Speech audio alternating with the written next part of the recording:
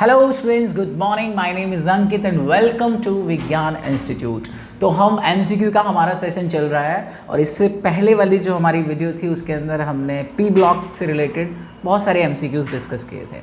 आज वाली क्लास में भी हम कुछ एमसीक्यूज़ डिस्कस करेंगे जो कि बोर्ड एग्जामिनेशन के पॉइंट ऑफ व्यू से बहुत ज़्यादा इंपॉर्टेंट होने वाले हैं और बहुत स्मूथली उनको समझेंगे, उनके कॉन्सेप्ट को समझेंगे, देन हम उनको करते हैं। तो वन बाय वन हम स्टार्ट करते हैं।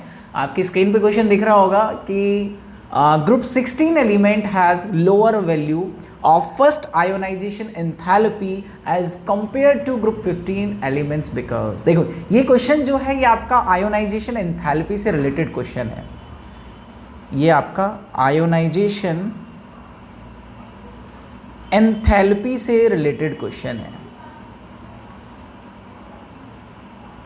आयोनाइजेशन एंथैल्पी की मैं बात करूं तो आप बहुत अच्छे से जानते हो कि सर आयोनाइजेशन एंथैल्पी का कॉन्सेप्ट क्या होता है कि अगर मेरे पास कोई भी एटम है उस एटम को हम आइसोलेटेड गैसियस कंडीशन पे लेंगे और आइसोलेटेड गैसियस एटम की कंडीशन पर उसके आउटर मोस्ट शेल से अगर एक इलेक्ट्रॉन हम बाहर निकालते हैं तो उसको निकालने के लिए जितनी एनर्जी आपको देनी पड़ेगी that energy is called ionisation enthalpy. तो ये हमारे पास आयोनाइजेशन एंथैल्पी की कहानी थी। आपको मैंने पहले भी सिखाया था कि सर जो आयोनाइजेशन एंथैल्पी है वो इनवर्सली प्रोपोर्शनल रहती है साइज के। अगर किसी एटम का साइज छोटा है तो वहां से इलेक्ट्रॉन निकालना डिफिकल्ट होता है इन कंपैरिजन टू बड़े साइज वाले एटम के। And ionization enthalpy is directly proportional to the effective nuclear charge. मतलब न्यूक्लियस पर अगर ज्यादा चार्ज है तो वो अपने आउटर मोस्ट शेल पे ज्यादा से ज्यादा फोर्स ऑफ अट्रैक्शन लगाएगा, ज्यादा से ज्यादा फोर्स ऑफ अट्रैक्शन लगाएगा तो वहां से इलेक्ट्रॉन निकालना भी क्या हो जाएगा, थोड़ा सा डिफिकल्ट। मतलब आपको ज्यादा एनर्जी देनी पड़ेगी। तो यहां पे वो कह रहा है कि सर मेरे पास दो ग्रुप के एलिमेंट है, एक 16th ग्रुप है और एक मेरे पास 15th ग्रुप है।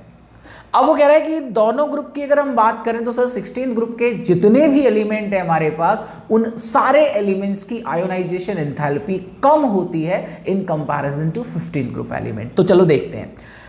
आपने देखा होगा कि जब हम पीरियड में जाते हैं 15, 16, 17th ग्रुप, तो पीरियड में अगर आयोनाइजेशन एंथैल्पी हमको देखनी पड़ती है बिकॉज पीरियड में जाने पे साइज का इतना बड़ा इफेक्ट नहीं होता, तो वहां पे और भी बहुत सारे फैक्टर्स डोमिनेट करते हैं। आप याद करो कि अगर मैं ये सारी चीजें देखूं तो सबसे पहली प्रायोरिटी हम देंगे, हम सबसे पहले बेटा जी शेल नंबर चेक करते हैं।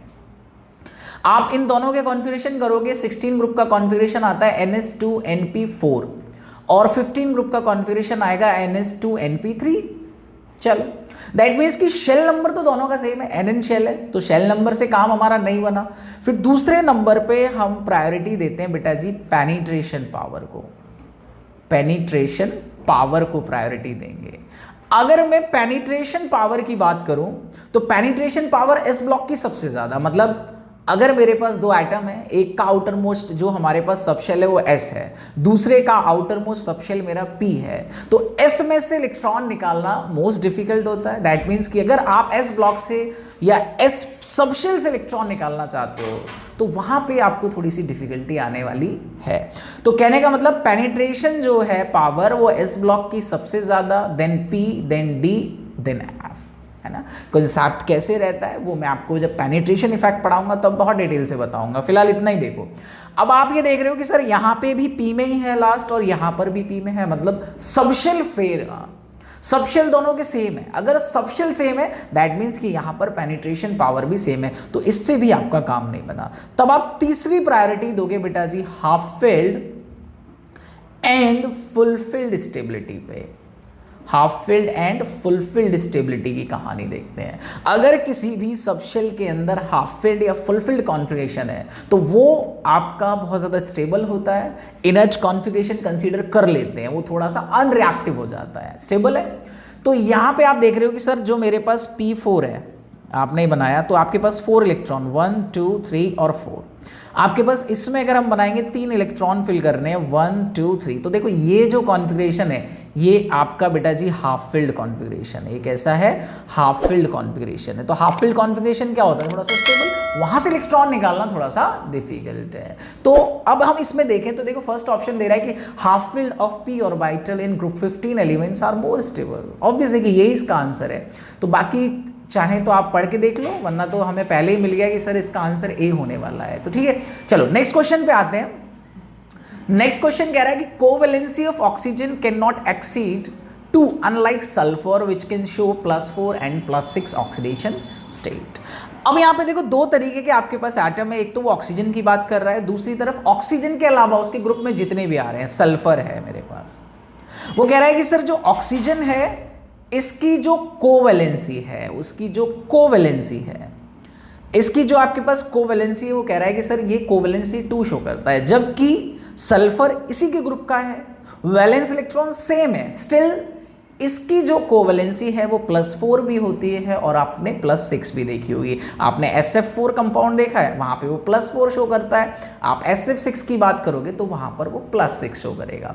बट आप जब ऑक्सीजन की बात करो तो आपने H2 देखा है, तो H2 में भी देखो ऑक्सीजन 2 ही बॉन्ड बनाता है। कोवेलेंसी का मतलब tendency to form the number of bond, कि कितने बॉन्ड वो बना सकता है, उसी को हम कोवेलेंसी कह देते हैं। तो ऑक्सीजन की 2 है, सल्फर की 6 या 4 है। वो पूछ रहा है सर रीजन क्या है, इसके पीछे का ड्राइविंग फोर्स क्या है कि सर ऑक्सीजन मतलब 2 ही शो कर रहा है, while sulphur can show +4 and +6 oxidation state. समझते हैं, देखो बहुत इंपॉर्टेंट कहानी है। ऑक्सीजन की अगर हम बात करते हैं तो ऑक्सीजन का कॉन्फ़िगरेशन आता है सर, लास्ट ही लिख रहा हूं, 2s2 और 2p2, ध्यान से देखना। सल्फर की अगर बात करें तो सल्फर का कॉन्फ़िगरेशन होता है 3s2 और यहाँ पे आ जाता है 3p2, बहुत ध्यान से देखो।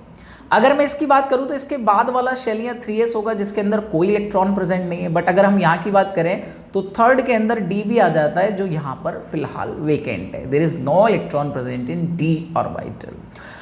अब मान लो कि मेरे पास ये था सर, ये मेरे पास 2s के अंदर 2 इलेक्ट्रॉन फिल हैं, ये मेरे पास 2p की अगर हम कहानी करें सर, यहाँ पे भी 2 इलेक्ट्रॉन आपके पास प्रेजेंट है।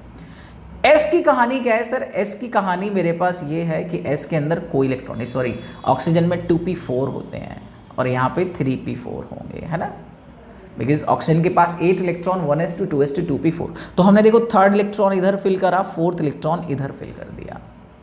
इसी तरीके से ये 3s वाला है, इसके अंदर 2 इलेक्ट्रॉन प्रेजेंट हैं, इधर आपके पास 3p4 है, देखो 1 2 3 एंड 4 इलेक्ट्रॉन।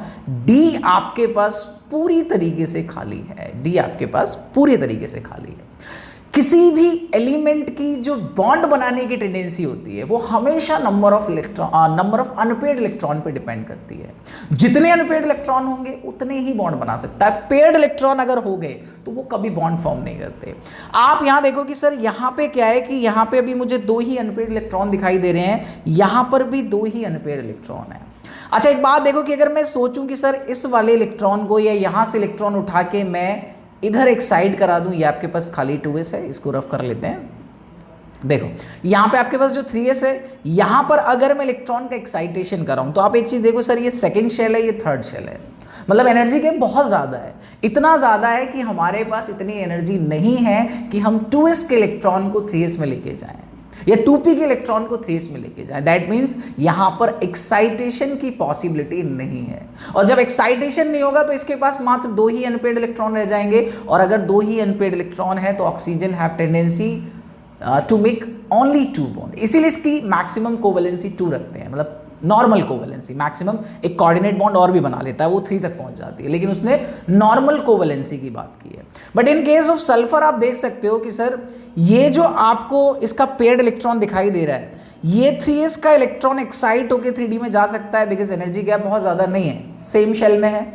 3p का भी एक इलेक्ट्रॉन एक्साइट होकर कहाँ जा सकता है, इसके अंदर जा सकता है। अगर मान लो एक बार इलेक्ट्रॉन एक्साइट हुआ तो एक ये भी अनपेयर्ड हो जाएगा और 2 ये, एक आपका यहाँ, तो +4 शो करेगा, और अगर दोनों एक्साइट हो गए तो +6। दैट मीन्स आपने यहाँ देख लिया कि सर सल्फर +4 और +6 दोनों में आपको दिखाई देगा। चलो अब देखते हैं ऑप्शन में। Oxygen atom does not have d orbital, तो यही इसका आंसर है, आगे बढ़ना ही नहीं आपको, बिकॉज ऑक्सीजन के पास d ऑर्बिटल नहीं है, वेकेंट नहीं है। जब उसके पास वेकेंट d ऑर्बिटल नहीं है तो एक्साइटेशन के लिए इलेक्ट्रॉन कहाँ भेजें, और अगर एक्साइटेशन नहीं होगा तो अनपेयर्ड इलेक्ट्रॉन हमारे पास 2 ही बचेंगे ऑक्सीजन के केस में, इसलिए वो 2 ही शो करेगा। तो आप 31 का भी क्या लगा सकते हो, ए इज करेक्ट आंसर। चलो नेक्स्ट पे आते हैं।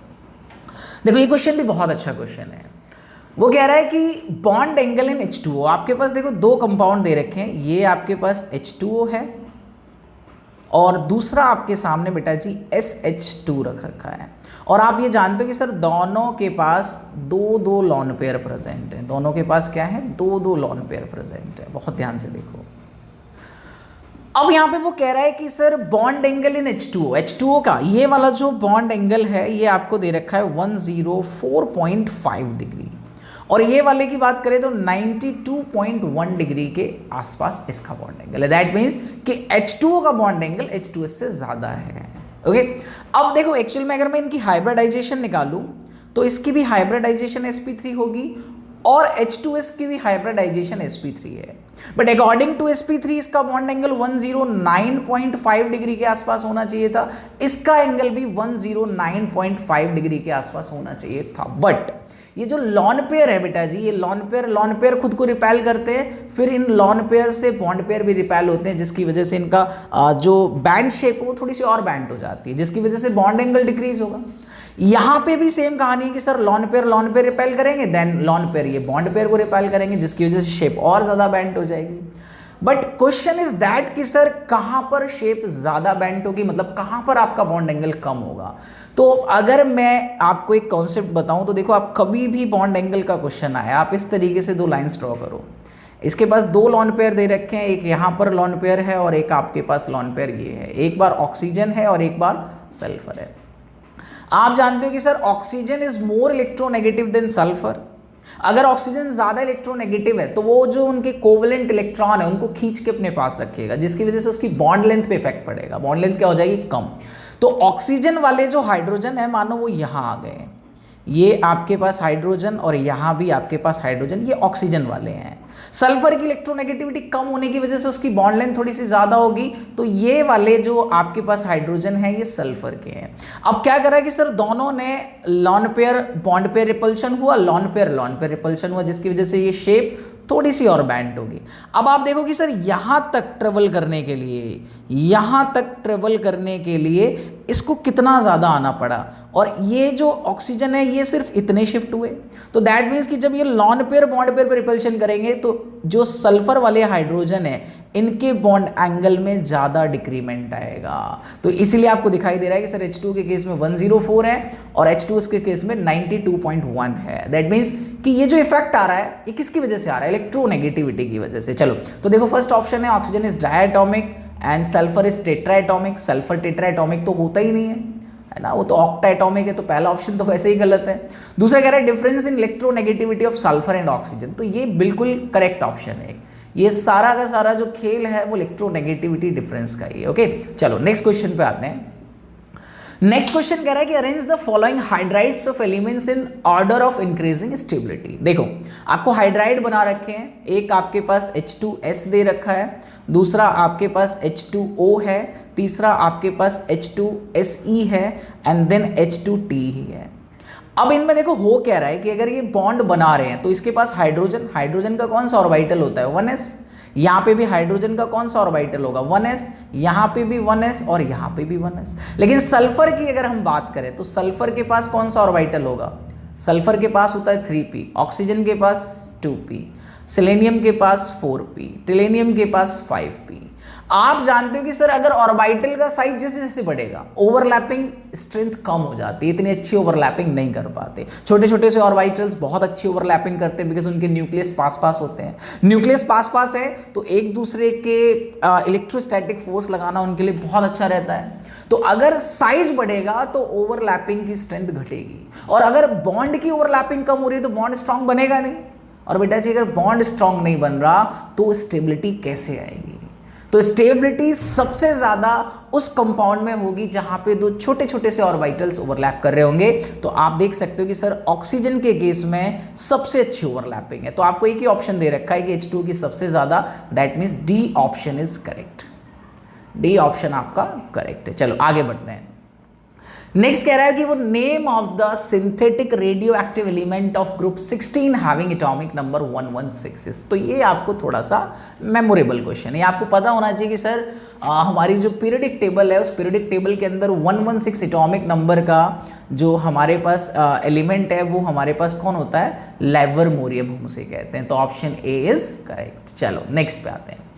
अब यहाँ देखो कि वो कह रहा है कि सर अगर मेरे पास एक कंपाउंड है KClO3, वो कह रहा है कि अगर मैं इस KClO3 को हीट करूंगा तो क्या बनेगा। देखो KClO3 कभी भी हीट होगा, ये तो क्लियर है कि सर यहाँ पे हीट करने पे ऑक्सीजन निकलेगा, तो ये तो गलत हो गया सर, डी भी गलत है इसका और सी भी गलत है ना। तो अब आपके पास ए बचा और क्या बचा बेटा जी, बी बचा। तो अगर मैं इसमें भी देखूँ कि KCl3 को हीट करने पर यहाँ पे KCl पोटेशियम क्लोराइड रिलीज होता है ना, तो पोटेशियम क्लोराइड रिलीज होगा, तो ये आपके पास KClO3 की रिएक्शन होती है, that means B option is correct. ठीक है, चलो नेक्स्ट क्वेश्चन पे आते हैं। कह रहा है select the correct option regarding the properties of dioxygen. आपको डाइऑक्सीजन मतलब ऑक्सीजन की बात कर रहे हैं, ये O2 गैस की बात कर रहे हैं। डाइऑक्सीजन का मतलब होता है O2 गैस। तो वो कह रहा है कि O2 गैस की कुछ प्रॉपर्टीज आपके सामने लिख रखी हैं, आपको बताना है कि कौन सी रिगार्डिंग प्रॉपर्टीज आपके सामने ठीक ठाक है। करेक्ट ऑप्शन आपको चूज करना है। तो पहला कह रहा है कि dioxygen never react with metal. ये तो करेक्ट हो ही नहीं सकता भाई। अगर हम ऑक्सीजन की बात करें, क्या ऑक्सीजन मेटल के साथ रिएक्शन नहीं करता? हमने बहुत सारे मेटल के साथ देखा है, आयरन के साथ भी रिएक्ट करता है, एल्युमिनियम के साथ भी रिएक्ट करता है ना, बहुत सारे मेटल के साथ रिएक्ट कर लेता है। तो ऑप्शन ए तो गलत दे रखा है, मतलब ये तो ठीक नहीं है।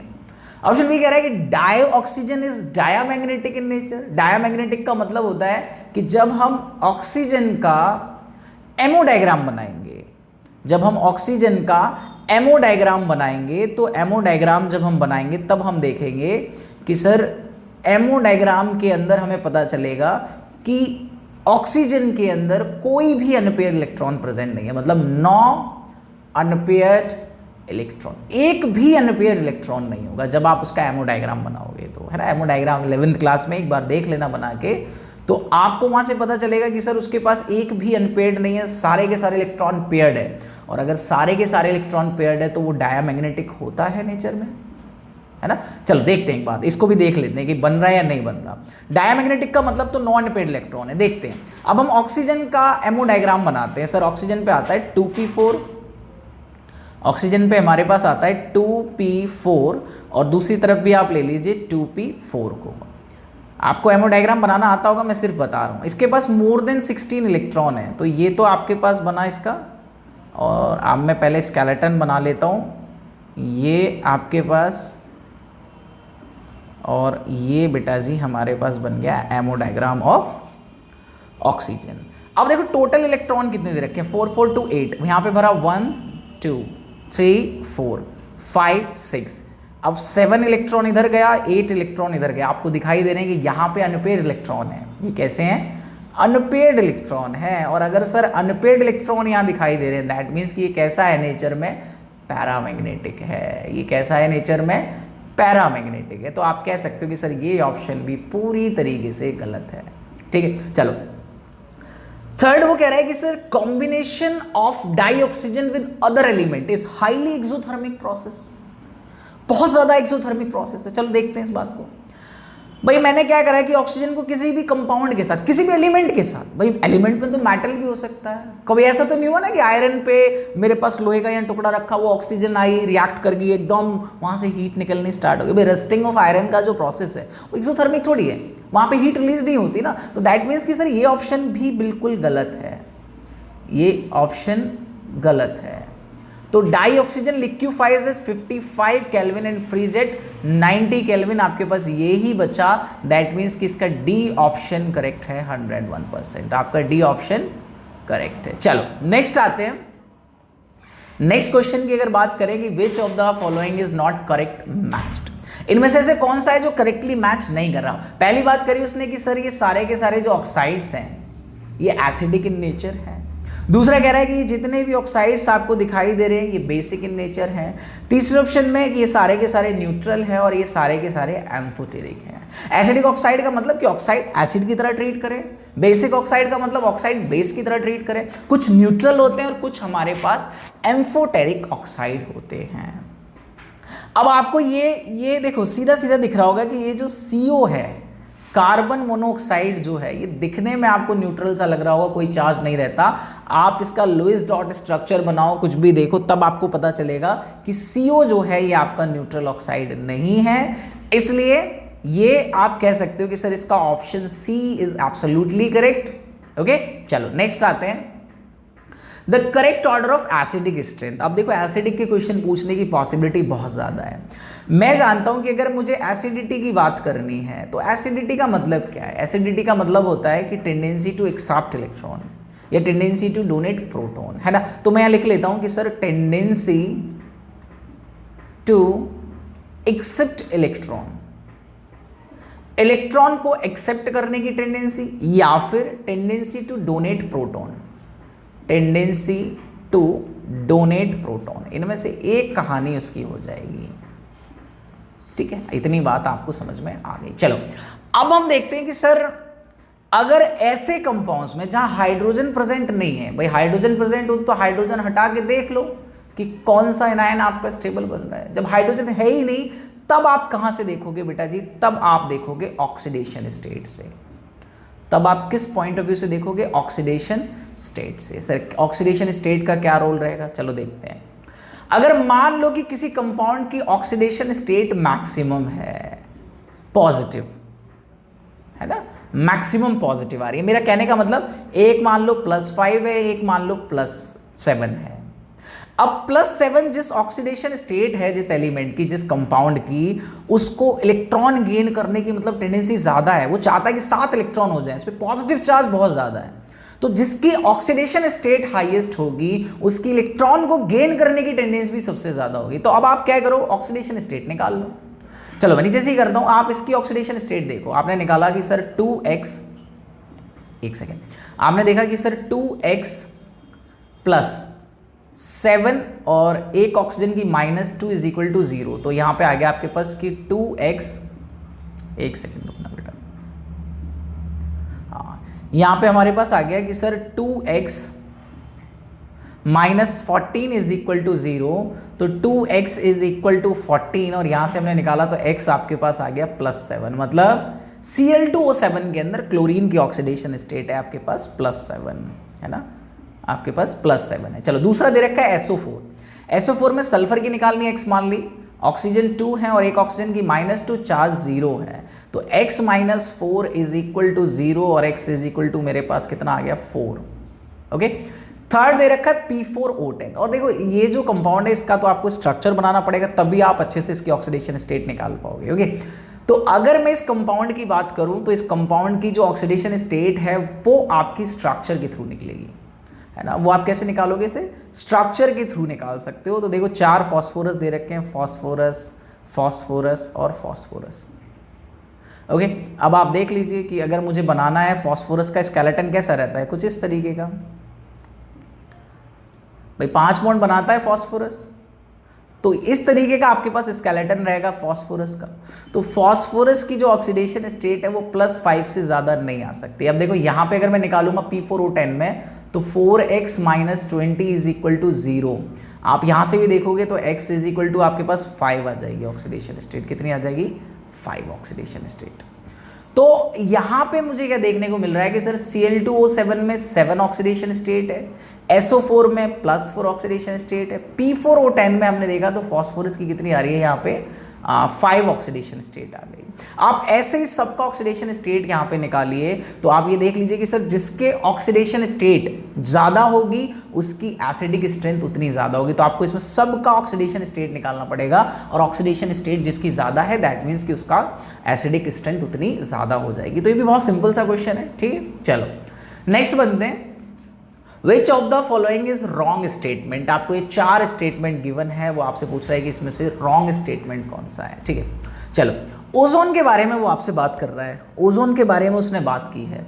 अगर हम ओजोन की बात करें तो ओजोन इज पैरामैग्नेटिक गैस। चलो पैरामैग्नेटिक के लिए तो आपको थोड़ी सी ज्यादा बातें पता होनी चाहिए, है ना, और बातें देख लेते हैं, उससे हम जज करेंगे।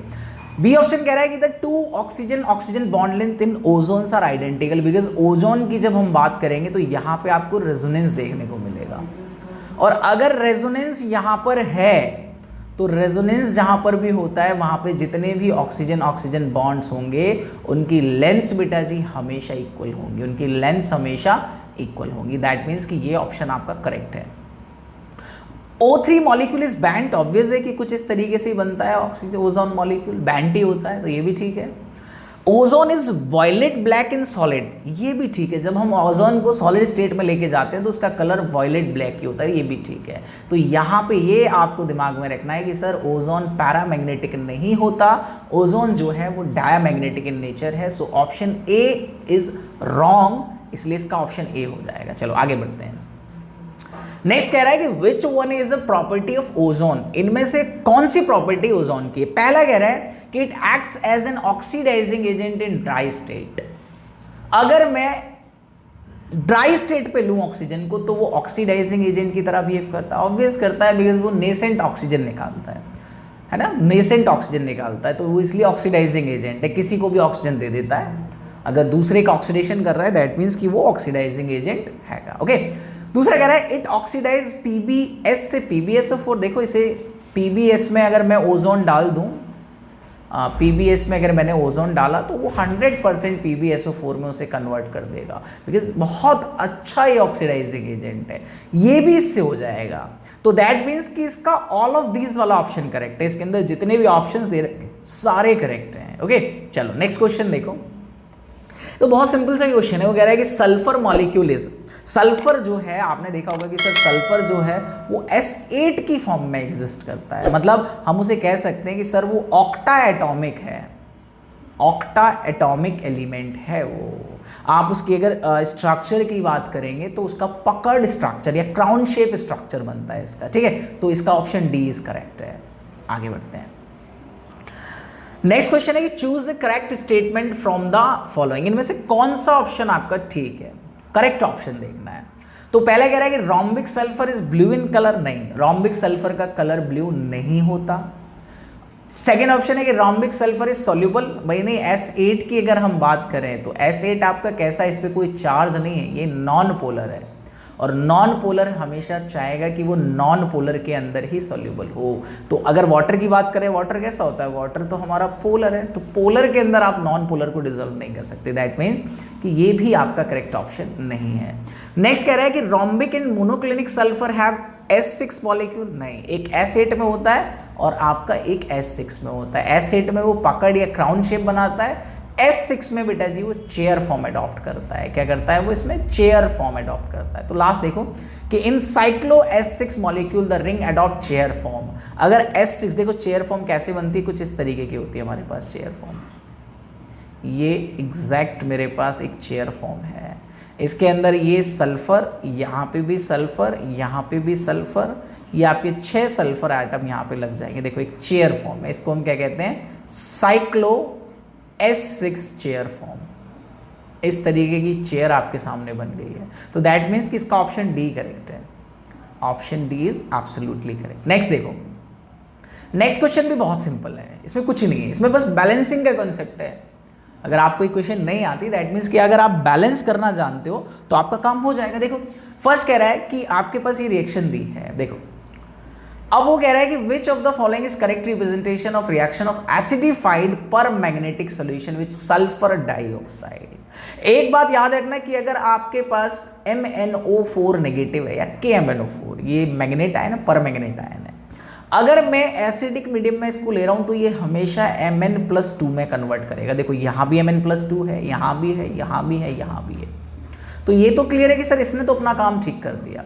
आप ये देखो कि सर ये इसकी अगर मैं ऑक्सीडेशन स्टेट निकालूं +7 आ जाएगी, मतलब आपका मैग्नीज +7 से कहां जा रहा है, +2 ऑक्सीडेशन स्टेट पे जा रहा है, +7 से +2 ऑक्सीडेशन स्टेट पे। अगर लेफ्ट टू राइट जाने पे ऑक्सीडेशन नंबर घट रहा है दैट मीन्स कि वो रिडक्शन की कहानी कर रहा है।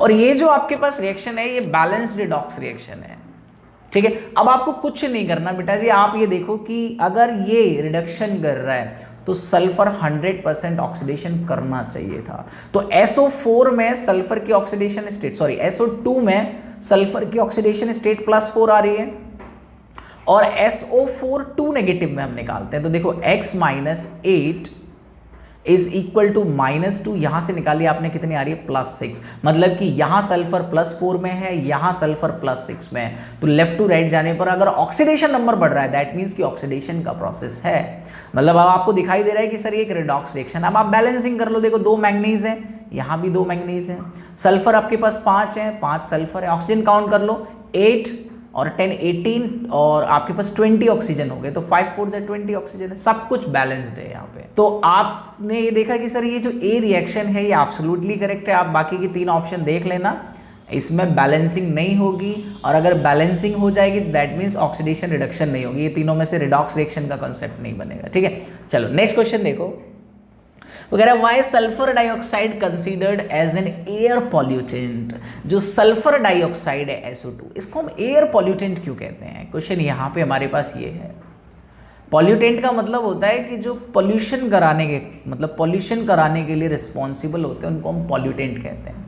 तो कह रहा है कि sir sulphur dioxide is a air pollutant, उसको क्यों हमने एयर पॉल्यूटेंट कहा? देखो जो आपके पास SO2 है, अब क्या हुआ कि सर सल्फर डाइऑक्साइड हमारे एटमॉस्फेयर में और बारिश हो गई, जैसे ही बारिश हुई आपके एटमॉस्फेयर में ऑक्सीजन भी प्रेजेंट होगा, है ना, और उसके साथ साथ वाटर तो आएगा ही आएगा। तो ये सब बेटा जी आपस में रिएक्शन करके सल्फ्यूरिक एसिड का फॉर्मेशन कर देते हैं, और सल्फ्यूरिक एसिड एक बहुत स्ट्रॉन्ग एसिड है। तो मतलब कि जो रेन वाटर हमारे पास आ रहा है, जो रेन वाटर हमारे पास आ रहा है वो रेन वाटर एसिडिक हो जाता है। ऑब्वियस है कि डाइल्यूट होगा, बहुत ज़्यादा स्ट्रॉन्ग एसिड उसके अंदर है लेकिन वाटर बहुत ज़्यादा है। अगर मान लो कि स्ट्रॉन्ग सल्फ्यूरिक एसिड ही आने लगेगा तो फिर तो हम नहीं सर्वाइव नहीं कर पाएंगे, है ना। तो वो बहुत डाइल्यूटेड फॉर्म में आता है लेकिन वो एसिड वाटर बना देता है। तो देखो इसमें से ऑप्शन दे रखा है, it increase the temperature of atmosphere, atmosphere का टेम्परेचर बढ़ाएगा, नहीं। It is used as the insecticides with the cause air pollution, ये भी गलत है। इट कोज एसिड रेन, देखो due to the formation of sulphuric acid on combining with oxygen and H2O। तो option C is absolutely correct, बिल्कुल ठीक है। चलो नेक्स्ट बढ़ते हैं। कह रहा है कि dry SO2 does not bleach dry flowers because. अब वो कह रहा है कि सर जो आपके पास सल्फर डाइऑक्साइड है वो अगर मैं ड्राई फ्लावर ले लूं, वो कह रहा है कि ये डज नॉट ब्लीच, ये ब्लीच नहीं करता, not bleach, not bleach. Dry flowers को ये ब्लीच नहीं करता सर, ड्राई फ्लावर्स को ये ब्लीच नहीं करता। क्या क्या ऑप्शन दिए? Nascent hydrogen responsible for the bleaching, it produced only in presence of moisture. Water is the actual reducing agent responsible. Water is a stronger acid than SO2, the OH ion produced by the water cause bleaching. नहीं, देखो इसका option A पढ़ो, देखो ध्यान से, बहुत important है।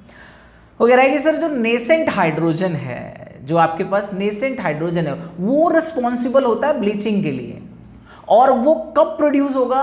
जब मॉइस्चर प्रेजेंट होगा। और अगर आप ड्राई ले रहे हो तो ड्राई के अंदर तो मॉइस्चर नहीं होगा ना, तो अगर ड्राई अगर आप लोगे तो वहां पर आपका ब्लीच नहीं होगा, SO2 ब्लीच नहीं करेगा ड्राई फ्लावर्स के लिए, बिकॉज वो हमेशा मॉइस्चर के साथ करता है। ओके चलो नेक्स्ट देखो।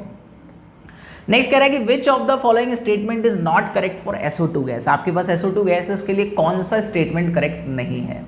तो देखो, it act as a bleaching agent in moist condition, absolutely ठीक, अभी पढ़ा था कि मोस्ट कंडीशन, जब मॉइस्ट कंडीशन होगी, नमी होगी थोड़ी सी, तभी उसका ब्लीचिंग एजेंट काम करता है। It's dilute solution is used as a disinfectant, ये भी ठीक बात है बिल्कुल। अब उसके बाद कह रहा है कि it's molecule have linear geometry. आप एक बात यहाँ ध्यान से देखो, दिमाग लगाओ थोड़ा सा। अभी आपको CO2 की बात याद आई, CO2 को आप लीनियर कह दो, कोई दिक्कत नहीं है, ठीक है, इसको मैंने लीनियर कह दिया। लेकिन वो कह रहा है SO2 भी क्या ऐसा ही होगा?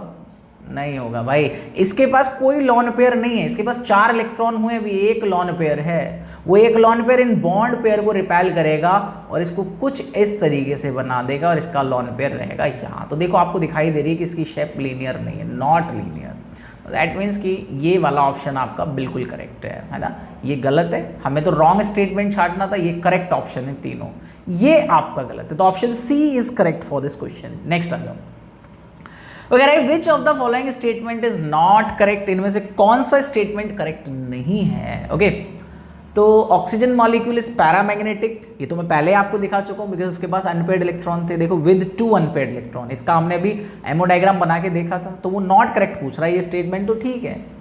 Sulphur show maximum covalency of 4, देखो ये गड़बड़ करेगा। अभी सल्फर के बारे में पढ़ा था कि सर सल्फर आपको +4 में भी मिलेगा, +6 में भी मिलता है, SF6 एग्जिस्ट करता है ना, तो ये गलत है इसका ऑप्शन, ये गलत ऑप्शन, मतलब ये हमें करेक्ट आंसर है इस क्वेश्चन का। ओके चलो नेक्स्ट बढ़ते हैं। वो कह रहा है कि the oxy acid of sulphur that contain a lone pair of electrons on sulphur is, ऐसा कौन सा ऑक्सो एसिड है, ऑक्सी एसिड्स है सल्फर का जो एक लॉन पेयर को कंटेन करता है सल्फर के अंदर। देखो पहला दे रखा उसने सल्फ्यूरस एसिड, सल्फ्यूरस एसिड का मतलब है H2SO3, सल्फ्यूरिक एसिड का मतलब होता है H2SO4। चलो पहले इनसे स्टार्ट करते हैं। अब यहाँ पे ये दे रखा है तो इसका स्ट्रक्चर देखो कुछ इस तरीके का बनता है, इसका स्ट्रक्चर कुछ इस तरीके का, सल्फर हो गया आपके पास, ऑक्सीजन है ना, सल्फ्यूरस एसिड, ऐसे ही यहाँ पे सल्फर का स्केलेटन बनाया, हम इतना स्केलेटन बना के छोड़ देते हैं। देखो ये स्केलेटन हमने बना लिया, सल्फर का स्केलेटन ऐसा बनता है। अब इसके पास 2 ऑक्सीजन बचे, 2 H, तो आपने इतना काम कर दिया, हो गया यहाँ पे काम कंप्लीट है।